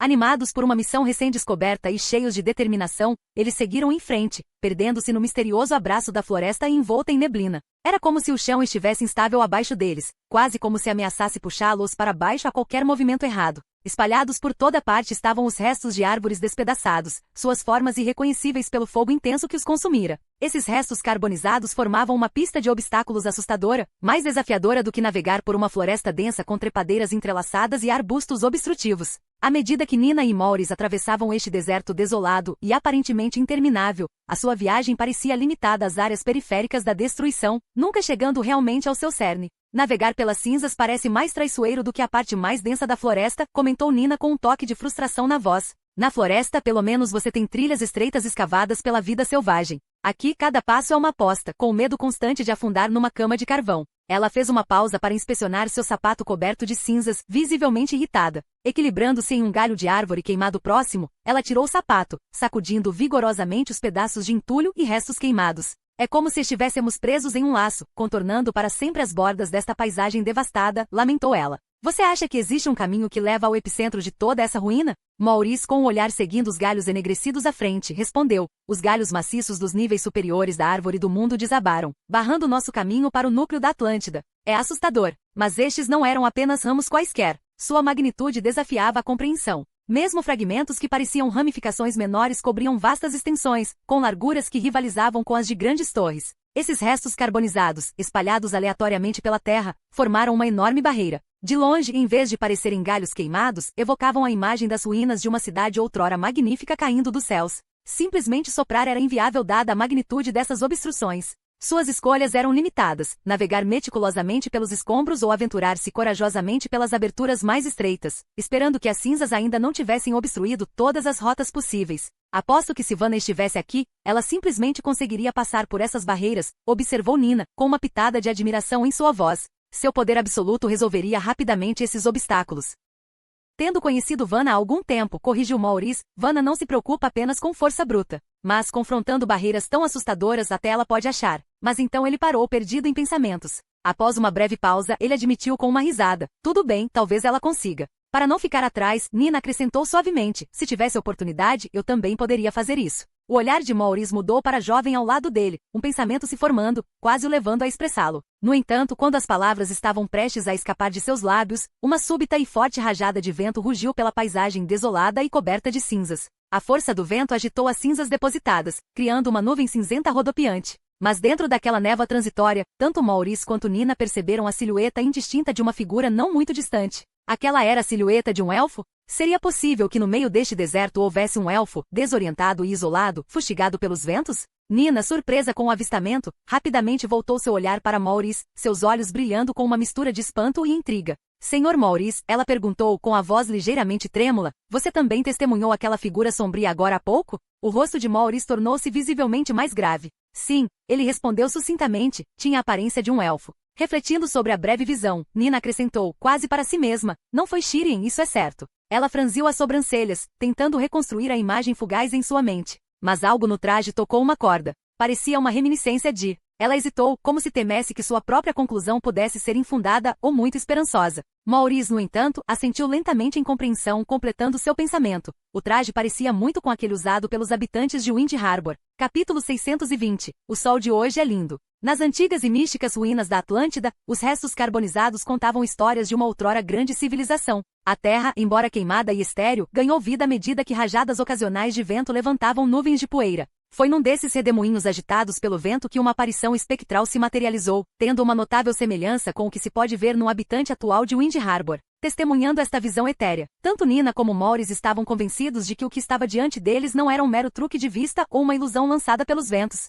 Dando passos hesitantes, Maurice aproximou-se do local exato onde a aparição aparecerá brevemente. Com a testa franzida com pensamentos profundos, ele murmurou, não há nada aqui enquanto examinava cada detalhe do ambiente. O coração de Nina acelerou um pouco mais com a aparição repentina. Ela sussurrou, sua voz cheia de incerteza. Aquela figura que acabamos de ver tinha uma estranha semelhança com um fantasma, não é? Maurice virou-se para ela, erguendo uma sobrancelha intrigado. Os fantasmas são algo a ser temido? Ela fez uma pausa, surpresa, e então respondeu suavemente, certo. Ela ficou momentaneamente envergonhada, percebendo a leve ironia de sua apreensão. Mas suas reflexões foram interrompidas. Pelo canto do olho, ela avistou outra aparição. Este brilhou e surgiu, girando em meio à poeira que estava sendo lançada pelo vento. Ele navegou pelos restos queimados e troncos de árvores contorcidos. Por um breve momento, quando o rosto da aparição se tornou discernível, Nina sentiu uma pontada de reconhecimento. Parecia estranhamente a senhora alegre que era dona de uma loja de roupas no distrito XC de Wind Harbor, uma senhora cujo rosto estava sempre adornado com um sorriso caloroso. Mas o rosto dessa aparição era diferente, vago e passageiro. Desapareceu quase tão rapidamente quanto apareceu. Aqui. Sem perder um momento, Nina agarrou o braço de Maurice e correu em direção ao local onde a segunda aparição havia se manifestado. Mas antes que pudessem chegar lá, outra figura fantasmagórica apareceu brevemente à distância. Era como se as ruínas tivessem despertado. Figuras fantasmagóricas, estranhamente reminiscentes de elfos, começaram a aparecer em meio às rajadas e à poeira. A cada passo mais profundo no coração das ruínas, Nina e Maurice encontravam essas aparições com frequência cada vez maior. No início, esses espíritos brincavam brincando com a periferia de sua visão. Mas logo, não importa para onde direcionassem seu olhar, eles se depararam com essas formas nebulosas e efêmeras. Alheios ao espanto estampado em seu rosto, Nina e Maurice caminharam pelo chão carregado de cinzas, abrindo caminho pelas magníficas ruínas que outrora foram a Atlântida. Para onde quer que olhassem, aparições, vestidas como se fossem do moderno Wind Harbor, continuavam surgindo. Seus rostos vazios e inexpressivos e sua aparente falta de interesse pelos visitantes vivos emprestaram às ruínas uma atmosfera inquietante e arrepiante. Finalmente, depois do que pareceram horas, a dupla se viu em uma vasta extensão aberta dentro das ruínas.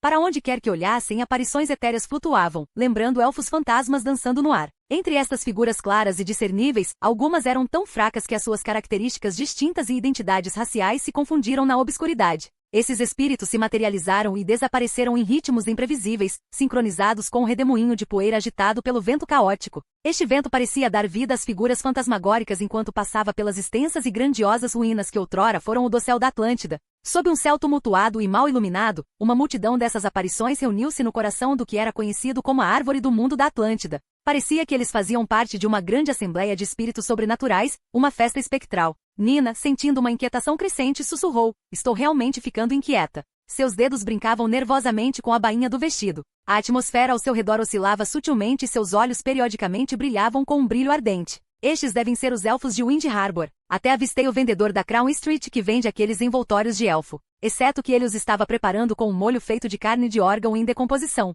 Ela hesitou por um momento, lançando um olhar cauteloso para a aparição que lembrava o vendedor. Ela lembrou que toda vez que ela descrevia seus envoltórios de elfo de forma depreciativa, o homem reagia com veemência, afirmando que o molho era uma receita autêntica de 4.000 anos de idade. Seu rosto se contorcia em uma carranca, fazendo-o parecer bastante ameaçador. No entanto, tal como as outras, esta aparição também se dissolveu no nada. Procurando alguma forma de compreensão, Nina virou-se para Maurice. Você acha que todos aqueles que desaparecem de Wind Harbor todas as noites acabam aqui? Eles estão todos presos dentro desta parede silenciosa? Maurice, que estava perdido em contemplação, respondeu. Atlântida está protegendo-os. Confusa, Nina perguntou. O que você quer dizer? Maurice elucidou. A Atlântida está reunindo e envolvendo a consciência de todos os elfos dentro da muralha silenciosa como sua forma de proteção. Ela acredita que, ao fazer isso, poderá protegê-los do apocalipse iminente. Ele respirou fundo antes de continuar. Normalmente, qualquer elfo que entre no sonho do Inominável deve ser imediatamente transformado em uma dessas aparições. Porém, graças ao poder único do capitão, houve exceções. Permanecemos sencientes e autoconscientes neste sonho. É por isso que Shiren nos apareceu aos olhos da Atlântida, somos elfos perdidos.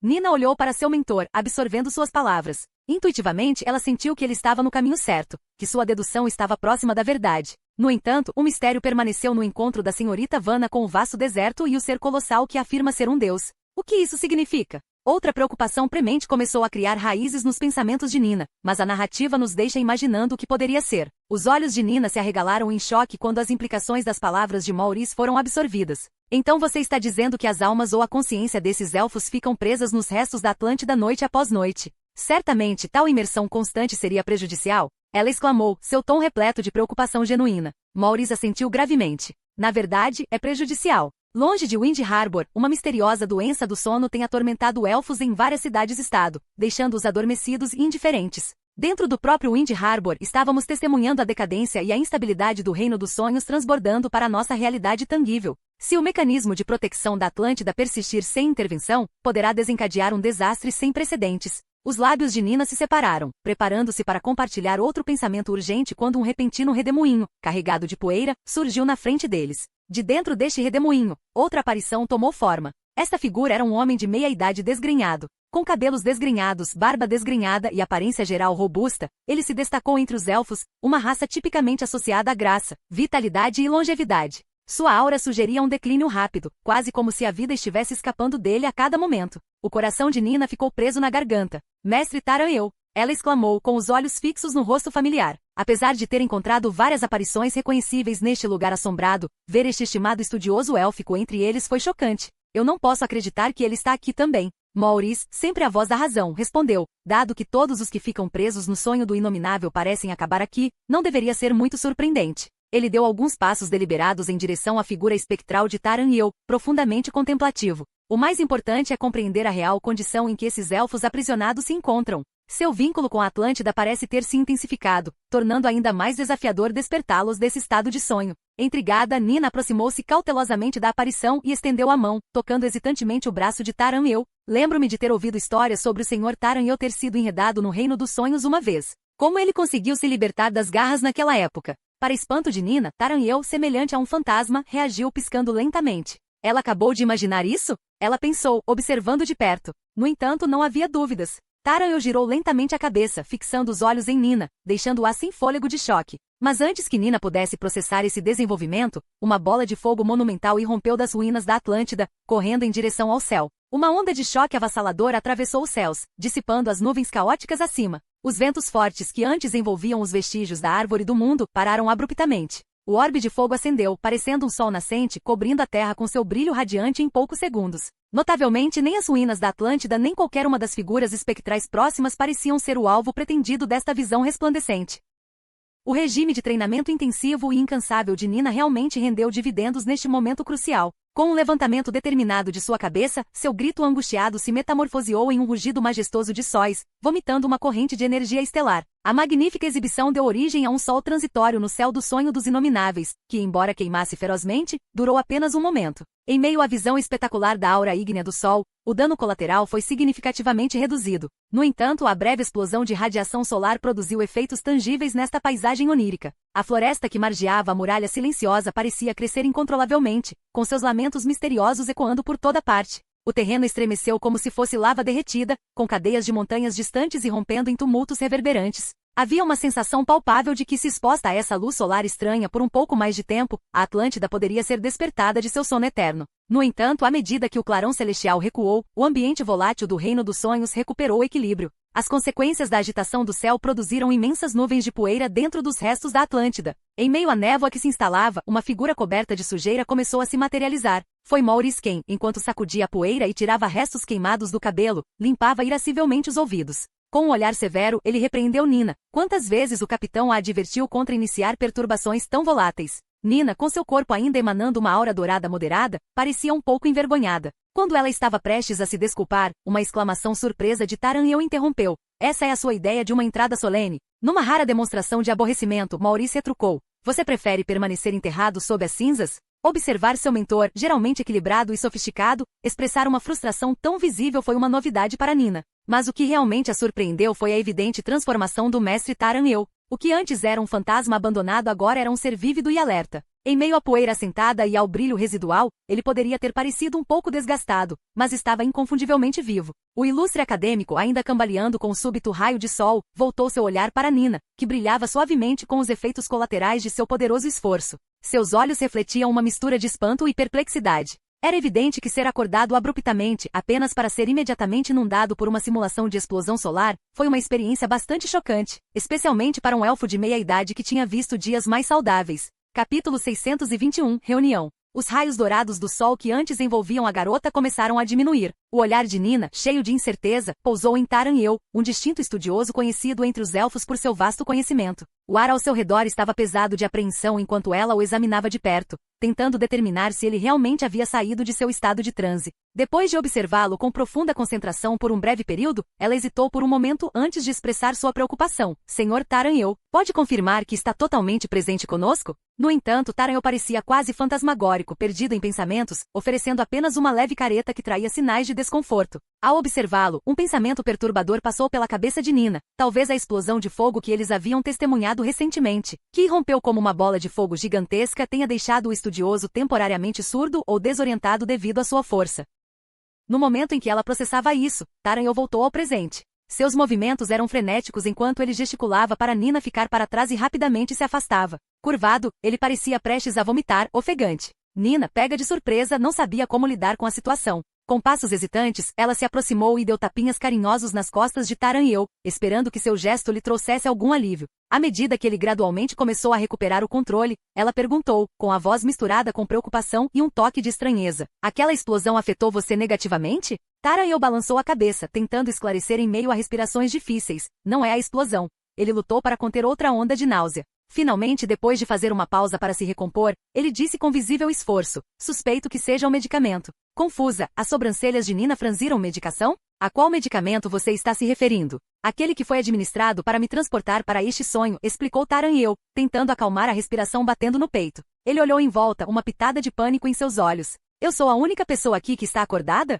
Você encontrou mais alguém? Maurice, que vinha em direção a eles, captou fragmentos da conversa. Sua expressão ficou mais séria. Outros? Você poderia esclarecer a que está se referindo? O olhar de Taran-eu mudou para Maurice, e então ele levou alguns segundos para avaliar a paisagem perturbadora ao seu redor. Ainda lutando contra a tontura, ele começou a contar. O respeitado guardião da verdade, Ted Lear, formou uma equipe especializada comigo prestando conselhos. Antes de embarcar nesta paisagem onírica, ingerimos uma poção chamada Poção do Corvo de Sangue. Poção do Corvo de Sangue? A voz de Maurice soou bruscamente, seu olhar fixo firmemente em Taran-eu. Isso é potente. Você tem certeza de que não levou as coisas longe demais? No entanto, durante a conversa, Nina sentiu-se como uma estranha, incapaz de juntar os detalhes. Ela se virou para Maurice em busca de respostas. Senhor Maurice, você poderia explicar? O que é essa misteriosa poção do Corvo de Sangue? A poção do Corvo de Sangue é uma mistura formidável, Maurice começou, sua voz pesada com o peso de seu conhecimento. É extraído de uma mistura de cogumelos tóxicos e seu perigo não pode ser exagerado. Quando consumido, afeta principalmente a mente humana, criando uma resposta retardada que mergulha a pessoa em uma aparência de morte.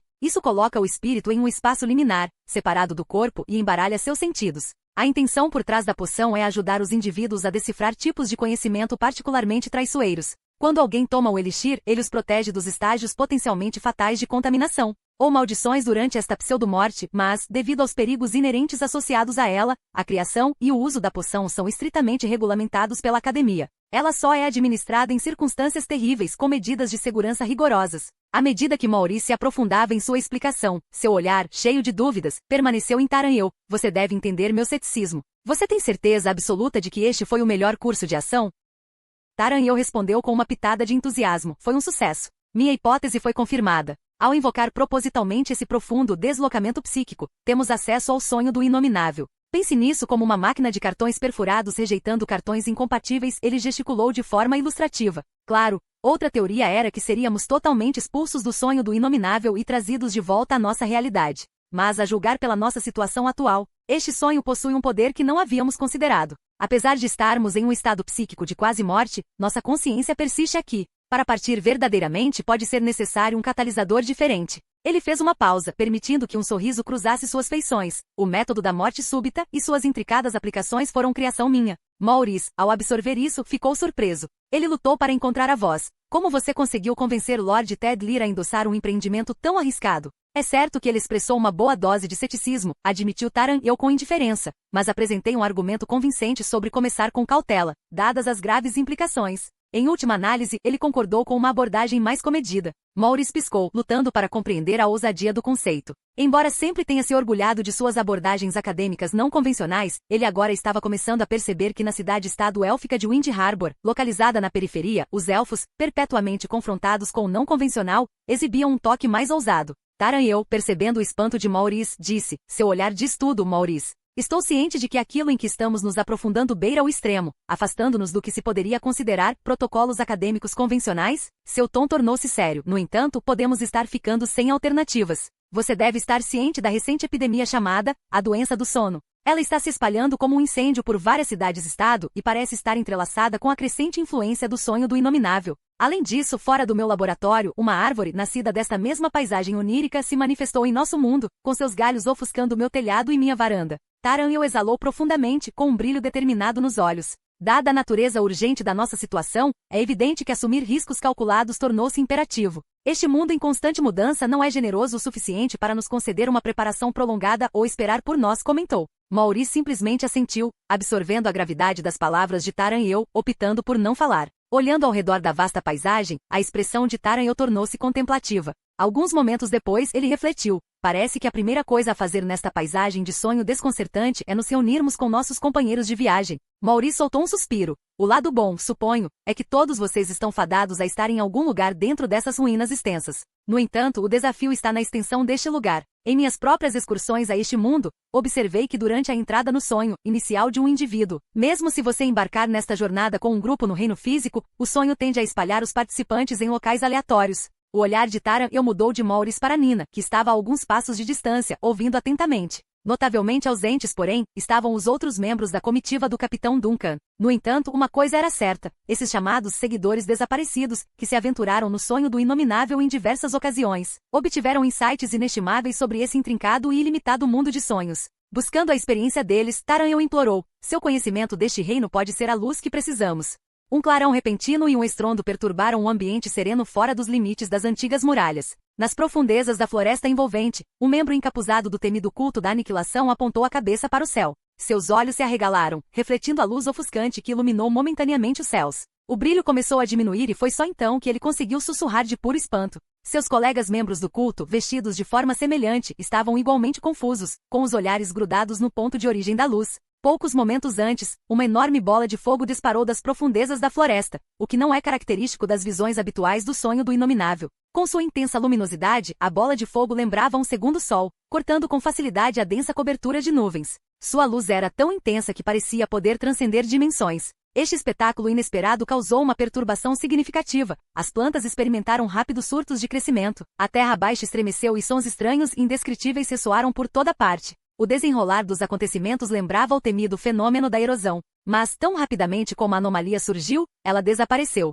A partida da bola de fogo foi tão abrupta quanto a sua entrada. Dois dos membros do culto da aniquilação, que há poucos minutos estavam absortos em símbolos gravados, agora trocaram olhares, uma mistura de confusão e admiração evidente em suas expressões. Depois de um silêncio tenso e prolongado, o discípulo que primeiro expressou o seu choque finalmente pronunciou: "Isso não se alinha com as profecias do despertar da Atlântida. É diferente das histórias que os nossos emissários contam." O outro respondeu num tom abafado e cauteloso: "Uma intervenção externa, talvez? Uma bola de fogo tão grandiosa. Será que os suntistas poderiam ter orquestrado este espetáculo? Acho isso difícil de acreditar", começou um dos aniquiladores, com uma pitada de desconforto em seu tom. O santo manteve uma vigilância vigilante sobre os suntistas. Eles não embarcariam impulsivamente em um desvio tão radical de seus padrões estabelecidos. E mesmo que os suntistas tivessem intenções ocultas prontas para serem reveladas, eles certamente exibiriam mais moderação. A profetizada hora final ainda está por se aproximar. À medida que a gravidade da situação se acalmava, os dois cultistas trocaram olhares, uma sensação compartilhada de mau pressentimento palpável entre eles.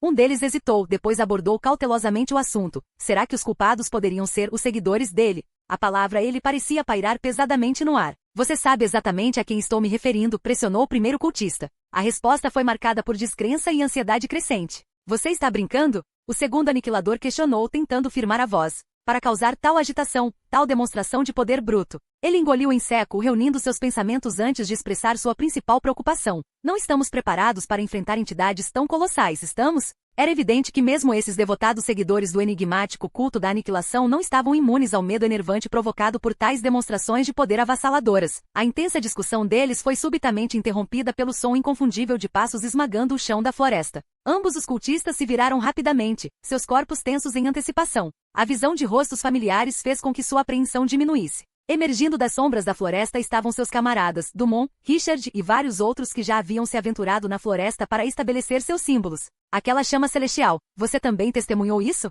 Um dos cultistas inicialmente surpresos perguntou apressadamente, será que os adeptos do Capitão Fantasma podem estar por trás desse espetáculo?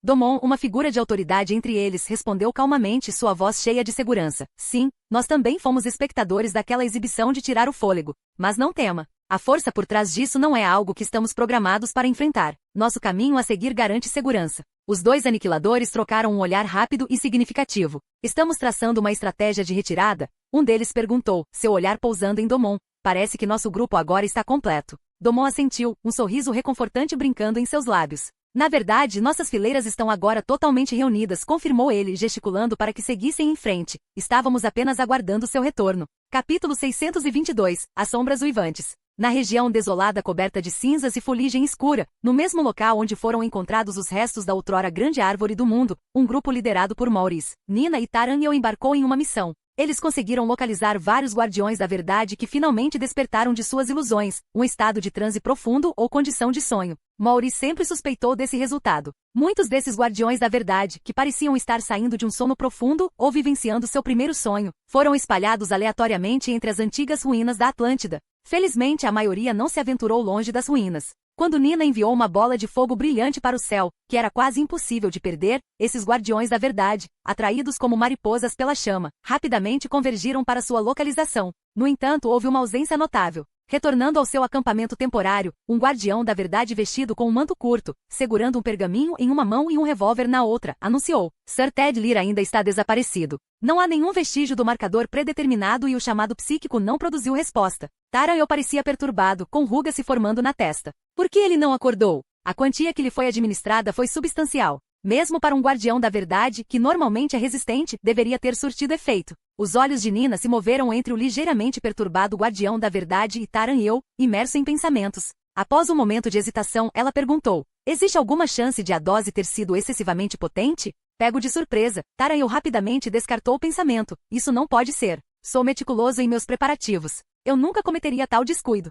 Além disso, Sir Ted Lear tem uma vasta experiência em farmacologia. Ele teria reconhecido se a dose fosse excessiva. Ele fez uma pausa momentânea, sua voz ficando mais baixa enquanto acrescentava com incerteza. Pelo menos, acho que ele faria. Tanto Nina quanto Maurice trocaram olhares, seus rostos exibindo uma mistura de confusão e preocupação. Quanto da poção Bloodhaven você preparou para Ted Lear? Maurice pressionou. Taranhel hesitou por um momento antes de usar a mão para demonstrar um tamanho, aproximadamente o volume de uma garrafa padrão. Os olhos de Maurice se arregalaram em choque. Você permitiu que ele consumisse uma garrafa inteira dessa mistura? As pessoas normalmente usam conta-gotas para dosar. Taranhel defendeu, Sir Ted Lear não é um indivíduo comum. Ele é um guardião da verdade. Induzir nele um estado dissociativo de pseudomorte é uma tarefa difícil. Uma dosagem que seria fatalmente excessiva para a pessoa média dificilmente poderia afetá-la. Além disso, Sir Ted Lear até refinou a mistura para garantir que pudesse consumir aquela quantidade com segurança. Depois de absorver essa informação, Maurice respondeu com uma pitada de diversão. Lembro-me de uma época durante meus tempos de escola em que esse guardião da verdade em particular não era retratado de maneira tão exagerada.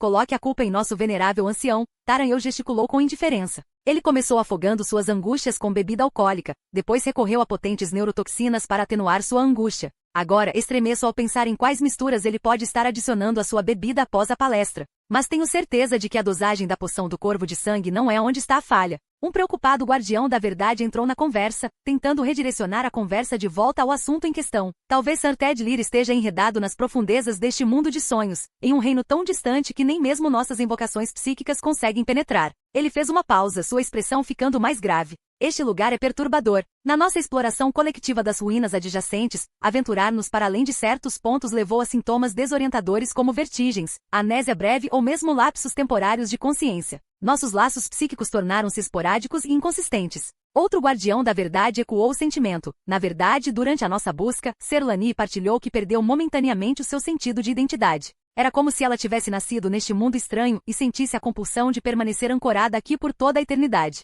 Nina, absorvendo o testemunho deles, perguntou em voz alta: temos certeza de que essas experiências não são efeitos colaterais de uma overdose? Taranhel, evidentemente perturbado, respondeu antes que os guardiões pudessem fazê-lo. Garanto-lhes que sou infalível em minhas dosagens. Confie na credibilidade de uma certificação farmacêutica de alto nível. Além disso, criei o método da morte súbita. Ninguém é mais versado em suas complexidades do que eu. Maurice não pôde deixar de murmurar sarcasticamente. Com um nome como método da morte súbita, talvez a Academia da Verdade devesse reconsiderar sua certificação. Ele fez uma pausa, refletindo sobre as experiências compartilhadas. No entanto, essas anomalias parecem menos ligadas aos efeitos colaterais das poções e mais parecidas com a influência generalizada do próprio sonho do inominável. Nina, perplexa, ressaltou: no entanto, viajamos por esse sonho por um longo período sem vivenciar tais fenômenos. Maurice, após contemplação, olhou para os remanescentes da outrora grandiosa copa das árvores e para as miragens efêmeras que flutuavam entre os escombros. Talvez seja porque não somos de linhagem élfica. A implicação ressoou profundamente em Nina.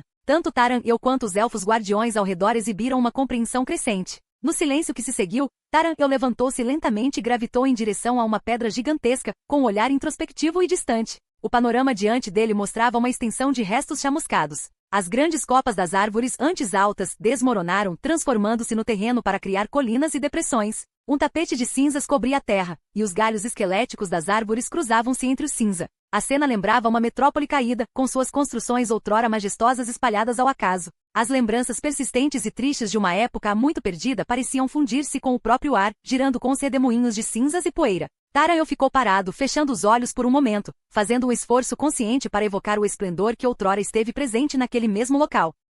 Éons atrás, onde agora havia apenas desolação, uma floresta rica e abundante se espalhava amplamente, florescendo sob a sombra benevolente da poderosa árvore do mundo. O terreno estava vivo, pulsando com energia enquanto enormes raízes de árvores serpenteavam e se entrelaçavam na superfície. Riachos cristalinos, brilhando à luz do sol, serpenteavam graciosamente pelas colinas e vales. Este refúgio verdejante era o lar de uma infinidade de formas de vida. Pássaros com plumagem vibrante dançavam pelos céus, uma miríade de animais pastavam e brincavam no solo fértil, e elfos, etéreos e cativantes em sua elegância, viviam em harmonia com a natureza. Ele estava tentando visualizar um mundo que nunca tinha visto em primeira mão, uma época de lendas em que seus ancestrais prosperaram. A vivacidade e a opulência daquela época eram tais que pareciam quase míticas aos da época atual. O que era ainda mais surpreendente do que a pura força vital do lugar era sua serenidade e unidade generalizadas. Corria o boato de que reinos distantes como Planta e Frost haviam alcançado uma aparência dessa tranquilidade. No entanto, como o capitão Duncan observou certa vez, até mesmo a alardeada serenidade da atual Planta de Frost empalidecia em comparação com a paz que reinava antes do evento cataclísmico conhecido como a Grande Aniquilação. Mesmo assim, Taran-eu sentiu as limitações de sua própria imaginação.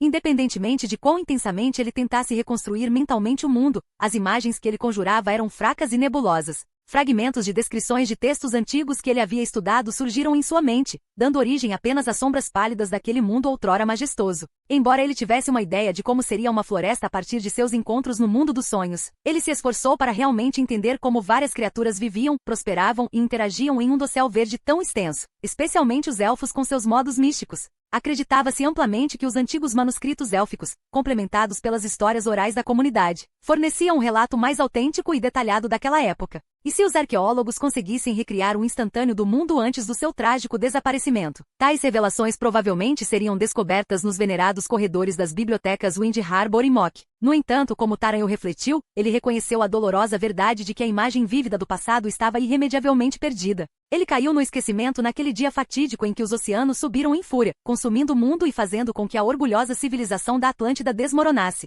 Mas o que restou foi um enigma não resolvido. O que levou à queda da Atlântida? Quais foram os eventos angustiantes que culminaram na Grande Aniquilação? De repente, uma rajada violenta e devastadora, de origem misteriosa, varreu a área. Esta não era uma brisa comum, estava carregado de sons misteriosos e ensurdecedores, não sussurros ocasionais típicos de ruínas antigas, mas uma tempestade tumultuada infundida com uma sensação avassaladora de mau pressentimento, como se ameaçasse arrastar a própria alma para um abismo. Este fenômeno inesperado tirou Taran-eu de seu profundo devaneio.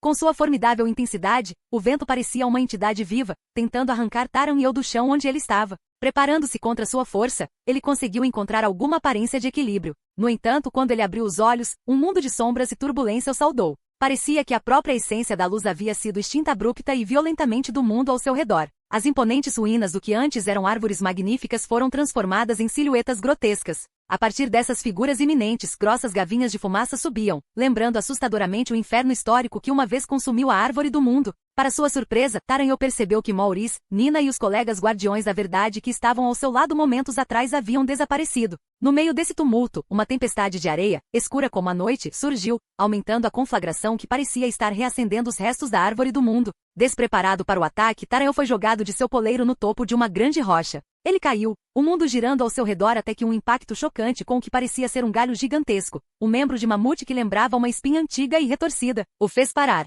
Abalado, ele se forçou a erguer o olhar para o céu. Acima, os céus estavam em tumulto. Taranhão teve uma visão tão desconcertante e aterrorizante que desafiava a compreensão. Um sinistro tom vermelho-sangue perfurou a densa camada de nuvens, lançando um brilho perturbador. A própria estrutura do céu parecia estar deformando-se e desmoronando, como se uma força monumental estivesse caindo sobre ela. As nuvens escuras se contorceram e até mesmo os escassos raios de luz entrelaçados nelas pareciam se contorcer de maneiras não naturais. Era como se alguma entidade gigantesca e malévola estivesse descendo, com a intenção de esmagar o reino abaixo. A magnitude desse espetáculo pesou fortemente sobre o peito de Taranhão, e ele se viu ofegante, seus pensamentos eram um lamaçal preguiçoso. Em meio a esse pavor que o consumia, uma luminescência suave e etérea chamou sua atenção. Partículas tênues e fantasmagóricas de luz branca emergiram das ruínas carbonizadas, unindo-se gradualmente para formar riachos brilhantes que dançavam e se entrelaçavam. Essa cascata radiante abriu caminho através dos restos chamuscados e, como se atraída por algum magnetismo invisível, começou a se formar diante de Taranhão. Seus olhos, arregalados com uma mistura de admiração e ansiedade, acompanhavam cada movimento das luzes. À medida que girava e se solidificava em um orbe luminoso, ele sentiu um calor emanando de seu núcleo. Mas junto com essa sensação reconfortante havia um desconforto profundo que apertava seu coração. O orbe, embora amorfo, parecia exalar inteligência e circundou Taranhão como se o avaliasse, sondando. De repente parou abruptamente. Um grito, arrepiante até os ossos, emitiu um som tão penetrante que parecia que estava tentando penetrar no âmago de seu ser. O grito, dolorosamente jovem, ressoou com um medo palpável e uma pitada de raiva descontrolada. Errado! Você não é do tipo élfico. Capítulo 623. O início do colapso. Taranhão experimentou um grito arrepiante que parecia ressoar das profundezas do pesadelo de uma criança. Esse som assustador penetrou profundamente em sua essência, fazendo sentir como se uma força invisível estivesse arranhando e saqueando seus pensamentos mais íntimos. Parecia que uma imensa consciência estava tentando destruir suas memórias. O som parecia deslocado, como se não pertencesse ao tempo nem ao reino das ideias compreendidas. Esse grito ecoou, reverberando em cada memória e em cada momento que ele conseguia trazer à mente. Mesmo que o grito tenha sido momentâneo, a desorientação e a angústia que ele instilou nele foram significativamente mais profundas do que quando ele bebeu a potente poção do corvo sangrento. Momentos depois, ele sentiu a rápida desintegração do sonho do inominável. Os ventos sopraram com raiva e o chão tremeu, rasgando-se abaixo dele. Ao longe, a outrora poderosa árvore do mundo parecia estar sucumbindo à destruição, enquanto mais longe ainda, os contornos da floresta pareciam desafiar a gravidade, puxando para cima como se fossem atraídos por alguma força desconhecida acima. Essa visão caótica mergulhou na escuridão quase que instantaneamente. A consciência de Taranhão mudou, primeiro reconhecendo o fim do sonho e depois sentindo a atração do mundo tangível. Um farol luminoso apareceu dentro dessa escuridão envolvente, seu padrão espiral lembrando um vórtice, que lentamente encontrou estabilidade na parede oposta. À medida que seus sentidos se aguçavam, ele ouviu os murmúrios de outras pessoas próximas à consciência retornando totalmente, revelando que o amanhecer havia rompido no mundo real. Ao seu redor, as pessoas despertavam. O que aconteceu? Por que o sonho do inominável se desintegrou tão abruptamente? Minha última lembrança é de uma forte tempestade de vento. As paisagens distantes pareciam se dobrar sobre si mesmas. Alguém foi prejudicado? Todos nós estamos contabilizados? Alguém pode dizer a hora? As discussões próximas foram marcadas por uma confusão evidente, sugerindo uma cena de convulsão. Esfregando as têmporas, Taranhão tentou suprimir a dor lancinante originada daquele grito sobrenatural. A sensação era tão avassaladora que ameaçava fazê-lo perder a consciência. Gradualmente o ambiente giratório começou a se estabilizar. Ele percebeu que estava sentado em um banco humilde encostado na parede. Ao seu redor, os guardiões da verdade estavam lentamente recuperando a compostura, tentando compreender o que acabará de acontecer. A uma curta distância, alguém puxou as cortinas, revelando os primeiros raios de luz da manhã inundando os edifícios da cidade. Lá fora, as ruas estavam estranhamente calmas, pontuadas apenas por ruídos ocasionais. Reunindo forças, Taranhão tentou se levantar. Embora seus pensamentos ainda estivessem confusos, ter captado trechos das conversas ao redor deu-lhe o ímpeto para expressar. O último som que percebi pode conter algumas pistas. Finalmente seu estado visivelmente angustiado chamou a atenção de alguém. Um preocupado guardião da verdade correu para o seu lado, firmando Taranhão no momento em que seus joelhos ameaçavam ceder. Repita o que você acabou de mencionar. Com tudo o que aconteceu, suponho que possa ter me conectado com a essência senciente da Atlântida, seja como for que Taranhão disse, sua expressão enrugada de preocupação. Ele então parou abruptamente, seu olhar correndo nervosamente para um canto específico da sala. Onde está Sir Ted Lear? Ele não voltou? A atmosfera na sala ficou tensa à medida que os ocupantes se tornaram cada vez mais conscientes da ausência flagrante no seu centro. Quase em uníssono, seus olhos se moveram para a cadeira central, onde o guardião da verdade, Sir Ted Lear, deveria estar sentado. Este foi o local onde ele iniciou sua descida ao reino dos sonhos. Agora, enquanto todos os outros que embarcaram naquela jornada de sonho já haviam despertado e retornado à sua realidade atual, a cadeira destinada ao seu estimado guardião permanecia totalmente desocupada. Um silêncio desconfortável caiu sobre a sala, o peso da situação pesando sobre todos. Depois do que pareceu uma eternidade, uma voz, trêmula e incerta, arriscou uma sugestão. É possível que Sir Ted Lear tenha acordado antes de todos nós e saído da sala? Outra voz, cheia de convicção, respondeu. Não, simplesmente não é assim que o guardião opera. Além disso, a porta está encantada com um selo. Sempre que é aberto, seja por dentro ou por fora, deixa uma marca distinta.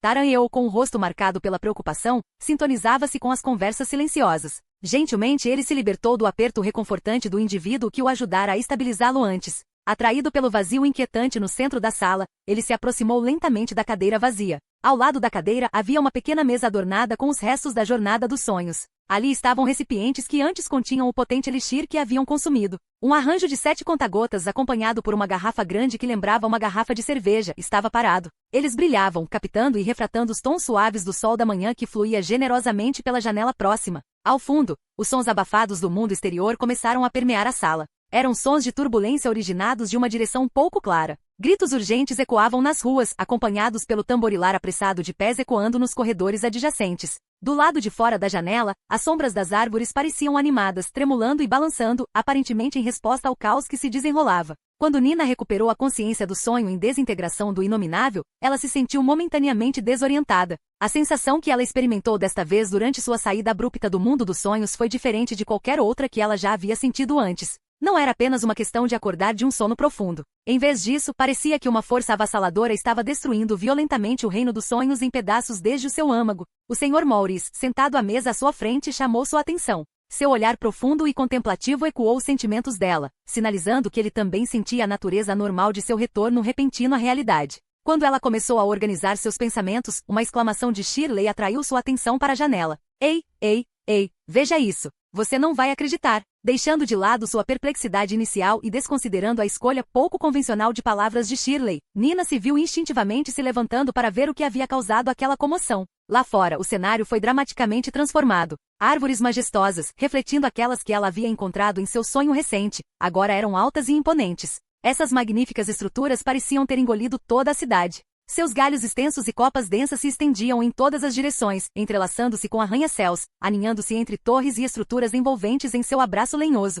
Era como se uma floresta antiga e extensa tivesse decidido sobrepor-se à extensão urbana, provocando uma fusão surreal dos dois mundos. Reunidos junto à ampla janela da sala de estar, Nina, Maurice e Vanna contemplaram esta metamorfose inesperada da sua outrora familiar paisagem urbana. A visão os deixou sem palavras, lutando para se reconciliar com esta estranha fusão entre natureza e cidade. Shirley, do seu ponto de vista privilegiado, absorveu o caos que se seguiu e que tomou conta das ruas abaixo. A súbita intrusão da floresta deixou os habitantes das cidades-estado em estado de alarme. Os edifícios eram parcialmente visíveis, com apenas paredes quebradas e telhados despedaçados aparecendo, ou completamente engolfados pela densa folhagem, deixando o destino de seus habitantes uma questão iminente. O choque coletivo da população foi palpável. Gritos aterrorizados ecoaram, com alguns moradores presos dentro de suas casas, enquanto outros pareciam totalmente consumidos pelo gigante verde. Uma explosão repentina e ensurdecedora ressoou em um quarteirão próximo, fazendo o grupo pular. Uma tubulação de vapor rompida expeliu gás de alta pressão, criando plumas brancas ondulantes entre as copas das árvores.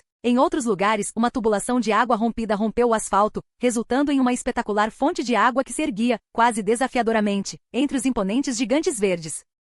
De longe, o alarme mecânico e penetrante de um andador movido a vapor reverberou, sinalizando a mobilização das forças de defesa da cidade. Claramente, apesar da situação sem precedentes, os guardiões da cidade entraram em ação. Os guardiões do conhecimento da academia também davam sinais de preparação. Nina pôde reconhecer o som distinto de um assobio familiar que emanava do labirinto de ruas abaixo. Mesmo em meio às consequências desorientadoras de suas experiências oníricas coletivas, o treinamento disciplinado e os procedimentos de emergência meticulosos enraizados nos guardiões da cidade estavam agora se mostrando inestimáveis. Eles navegaram corajosamente pela extensa floresta que inexplicavelmente se espalhava por sua paisagem urbana. No entanto, as circunstâncias que enfrentaram eram diferentes de tudo que poderiam ter imaginado. A cidade estava agora abrigada em uma floresta densa e pulsante que continha referências a elementos de mitos antiquados e escrituras corrompidas. Os elfos, descendentes de uma antiga era exuberante, pareciam estar se reconectando com sua terra natal ancestral de uma maneira além da compreensão. Eles estavam entrelaçados com este vasto labirinto verdejante. Uma súbita rajada de vento passou, fazendo com que a copa da floresta balançasse ritmicamente. A folhagem farfalhava e naquele momento fugaz, parecia que as árvores murmuravam uma mensagem enigmática. Vocês não são elfos. Fragmentos de papel deslumbrantes, cada um repleto de um espectro de tons dançados em meio ao abraço da floresta. Eles giravam em torno dos restos arquitetônicos distorcidos e das árvores gigantes. Esta dança orquestrada foi acompanhada pelos sussurros do farfalhar da floresta. Emergindo dessa mistura de papéis rodopiantes, a silhueta de Lucretia tomou forma, pousando graciosamente no topo de uma árvore colossal que se erguia perto do distrito acadêmico. Empoleirada delicadamente, ela agarrou um galho resistente, examinando as ruas transformadas abaixo. As mensagens sussurradas da floresta chegavam aos seus ouvidos, e ela podia sentir os tons palpáveis de frustração e angústia contidos nelas. Em uma convocação mental silenciosa, ela pronunciou: Rabino. A voz enigmática do coelho do pesadelo respondeu imediatamente dentro dos limites de sua consciência: Rabino está aqui? Qual é o status atual desses cultistas? Eles são responsáveis por esse caos? O Rabino não tem certeza, mas eles também parecem desorientados. A rapidez inesperada da desintegração dos sonhos parece tê-los apanhado desprevenidos e o seu reverenciado santo foi alertado. Eles estão atualmente interrogando aqueles que se aventuraram no sonho. O Rabino passou por um aperto, mas por sorte, eu havia entrelaçado sutilmente minha essência entre eles de antemão. A testa de Lucretia franziu-se de preocupação. Você devorou completamente algum deles? Lembro-me claramente de ter instruído você a moderar suas tendências. Não. Eu apenas implantei uma sugestão da minha essência semelhante ao algodão naqueles cultistas que viajaram para o sonho. Foi uma medida necessária para cumprir a missão que você me encarregou. O Rabino respondeu defensivamente: numerosos cultistas permanecem em seu navio, e eu garanto a você, o Rabino não colocou um dedo neles. Por um breve interlúdio, Lucretia permaneceu introspectiva, lutando contra uma onda de apreensão que percorria a ligação íntima e comovente que ela sentia profundamente em seu âmago. Fazendo uma pausa deliberada para organizar seus pensamentos acelerados, ela finalmente expressou suas preocupações. Sempre priorize e lembre-se das diretrizes que forneço. Aderir a eles garante sua segurança. Nunca perca de vista o fato de que o navio e cada indivíduo a bordo foram designados por meu pai. Eles são o jogo dele. A voz do coelho ressoou em resposta imediata, sublinhada por um agudo sentimento de angústia e urgência. Sim, o Rabino compreende perfeitamente. Rabino promete. Antes que ele pudesse terminar, Lucretia encerrou a conexão, silenciando-o efetivamente. Respirando fundo, Lucretia estendeu a mão mentalmente, invocando outro vínculo profundamente arraigado em sua essência. Logo depois, uma voz distante a reconheceu. Lúcia, estou ouvindo. Papai, eventos perturbadores estão se desenrolando na cidade-estado, entoou a bruxa do mar com uma seriedade marcante. No reino tangível, a situação escalou para proporções alarmantes. Peço que você retorne imediatamente. Fim do vídeo.